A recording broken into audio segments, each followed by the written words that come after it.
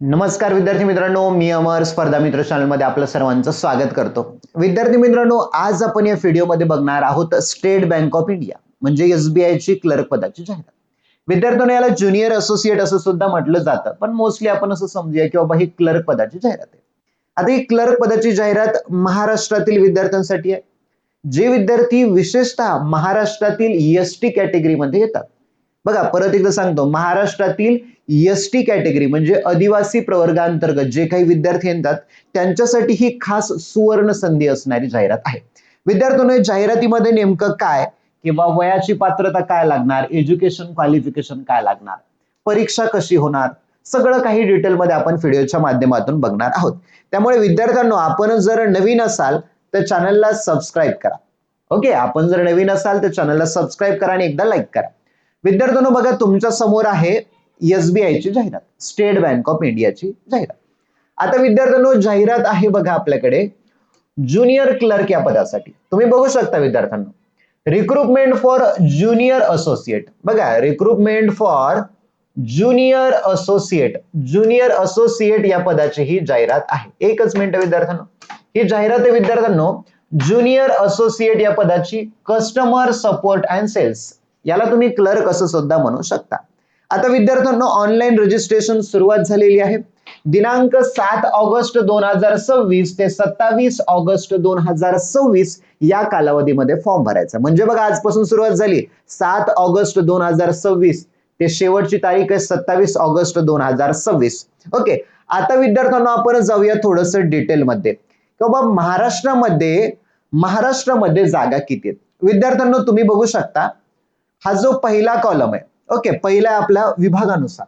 बघा, पहिला आपला विद्यार्थ्यांनो काय तर विभागानुसार आहे. विद्यार्थ्यांनो, बघा, महाराष्ट्र, आपण स्पेसिफिकली महाराष्ट्रावर फोकस करणार आहोत. महाराष्ट्रामध्ये बघा, महाराष्ट्रामध्ये ST कॅटेगरीसाठी जागा आहेत 165. म्हणजे ही जी रिक्रुटमेंट आहे फक्त SC आणि ST आणि OBC या कॅटेगरीसाठी आहे फक्त. परंतु स्पेसिफिकली महाराष्ट्रामध्ये फक्त ST कॅटेगरीला जागा आहेत. 165 टोटल जागा आहेत. विद्यार्थ्यांनो, टोटल किती? 165 जागा आहेत. तुम्ही इथे बघू शकता, अमरावती आंध्र प्रदेश मधले, त्याचं घेणं देणं नाहीये, आपल्याला महाराष्ट्रावर फोकस द्यायचं. या जागा मोस्टली असणार महाराष्ट्रामध्ये. तसेच मुंबई मेट्रो म्हणजे मुंबई मेट्रो परिक्षेत्रात जेवढे काही सर्कल येतात SBI बँकेचे ते वाले, आणि आपल्या महाराष्ट्रामध्ये जेवढे म्हणजे तुम्ही नांदेड, परभणी, हिंगोली, वाशिम एटसेट्रा जे काही गाव असतील, जिल्हे असतील त्यानुसार विद्यार्थ्यांना. ओके, आता जाऊया विद्यार्थ्यांना आपण थोडस डिटेलमध्ये. ओके, आपल्याला डिटेलमध्ये जायचंय. विद्यार्थ्यांनो, बघा, इलिजिबिलिटी क्रायटेरिया म्हणजे काय? पात्रता. ओके, आता विद्यार्थ्यांनो, या पदासाठी पात्रता काय लागणार? एज लिमिट बघा. तर विद्यार्थ्यांनो, not below 20 years and not above 28 years. म्हणजे 20 वर्षाच्या खाली नाही. बघा, 20 वर्षाच्या खाली नाही विद्यार्थ्यांनो, एकच मिनिट, 20 वर्षाच्या खाली नाही पाहिजे.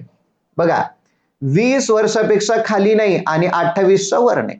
परंतु विद्यार्थ्यांनो, जे विद्यार्थी कॅटेगरीमध्ये येतात, म्हणजे आता ST कॅटेगरी आहे, SC ST, तर 5 वर्षाचं एज रिलॅक्सेशन. मग असं लक्षात घ्या, 28 + 5 किती झाले? 33 वर्ष.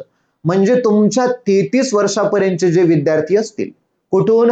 20 वर्षापासून चालू ते 33 वर्षापर्यंत, तर ते विद्यार्थी हा अर्ज 100% भरू शकतात. आणि अर्ज सगळ्यांनीच भरायचा, याला कुठलीही फीस नाहीये.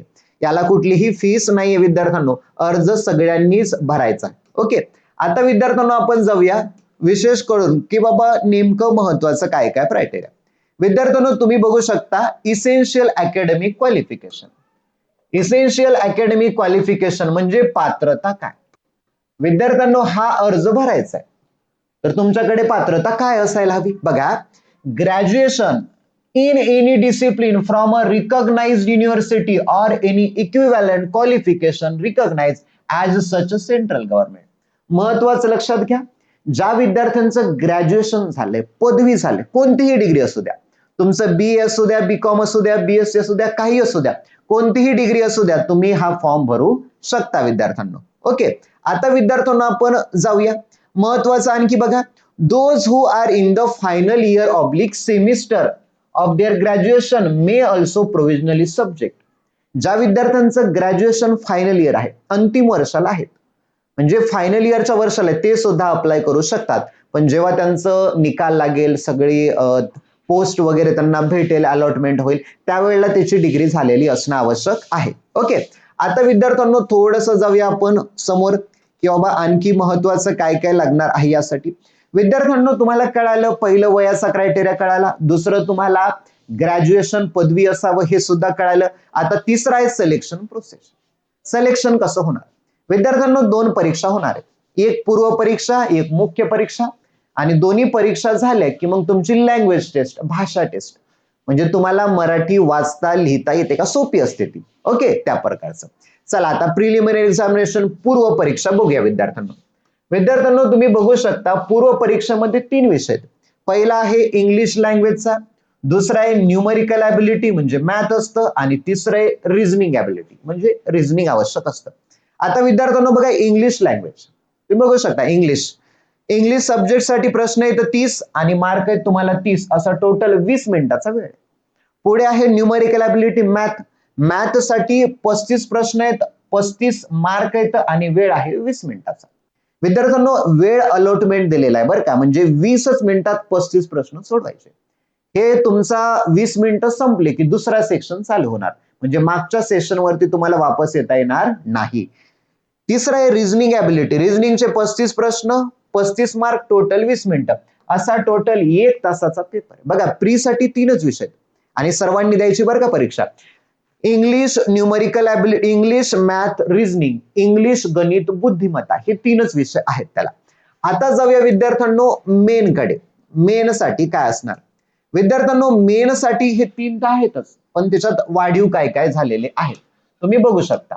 विद्यार्थ्यांनो general and financial awareness, general awareness याचे प्रश्न आहेत. Number of question 50, maximum mark 50, वेळ आहे 35 मिनिट. आता जनरल अँड फिनान्शियल अवेअरनेस विद्यार्थ्यांनो मार्केटमध्ये बँकिंग अवेअरनेसचं किंवा कुठल्याही वेबसाईटवरती तुम्हाला बँकिंग अवेअरनेसचं पुस्तक भेटतं. पुस्तक तेवढंच पाठ करायचं, म्हणजे बँक रेट काय असतो, रेपो रेट काय असतो, थोडंसं 50-60 पानाचं असतं ते, तेवढं पाठ केलं बस झालं. तसेच मागील 6 महिन्यामध्ये जेवढे काही करंट अफेअर्स चालू घडामोडी झाल्यात ते वाचायच्या.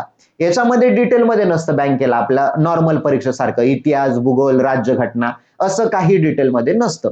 याच्यामध्ये मागील 6 महिन्यामध्ये चालू घडामोडी जेवढ्या झाल्या, आता ऑगस्ट चालू आहे तर ऑगस्ट पासून 6 महिने म्हणजे जानेवारी पर्यंत तेवढंच जीके वाचायचं. करंट अफेअर फक्त चालू घडामोडी आणि बँकेशी संबंधित माहिती, बँकेच्या कन्सेप्ट असणार थोडंसं. त्याचे मार्क आहेत तुम्हाला 50 मार्क आहे. पुढचा आहे जनरल इंग्लिश. ओके, इंग्लिश साठी 40 प्रश्न आहेत, मॅक्झिमम मार्क 40 आणि वेळ आहे 35 मिनिटाचा विद्यार्थ्यांना. पुढे आहे तुमच्याकडे क्वांटिटेटिव्ह ऍप्टिट्यूड. क्वांटिटेटिव्ह ऍप्टिट्यूड विद्यार्थ्यांनो मॅथ आहे.